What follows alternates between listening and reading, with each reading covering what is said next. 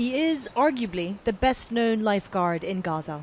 Also known as the teacher or the swimmer, 55-year-old Abu Ayman is a veteran on these beaches.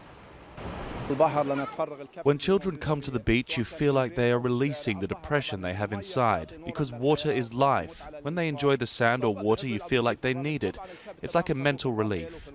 You'd almost be forgiven to think that this is a beach just like anywhere else in the world. And even though it offers some sense of escape for the people of Gaza, Israel's siege remains ever present. Just a few kilometers off this coast, the Israeli Navy patrols the waters, imposing its years-long naval blockade. An Israeli Navy vessel lies in the background. We noticed it using a water cannon just before we started filming on what we can only assume was a Palestinian fishing boat, perhaps getting too close to the Israeli-imposed invisible border, penned in, even at sea. The blockade has also limited Mohammed, a champion long-distance swimmer. He says he hasn't been able to fulfill his dream of competing abroad as he hasn't been allowed to leave. A lifeguard for 15 years, he says they badly need equipment. We urgently need equipment because right now we have to do everything by our hands. We need boats, life rafts. The minimum is the rescue buoys. We don't even have that.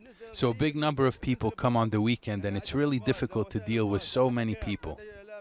We're told drowning is a problem. Many don't know how to swim. And for those who can afford it, Abu Ayman starts them off in the pool. A scene parents the world over will recognize, but everything is different here. 45 kilometers of sun-kissed beaches, but the waters are contaminated with raw sewage. The majority of Gaza's 2 million people have never been allowed to leave. The economy has never been worse. Most don't have enough money, due to both the blockade and Palestinian infighting. Every time they say there will be a solution, things just get worse. It's difficult to do a story on life in Gaza these days without mentioning the crippling effects of the siege.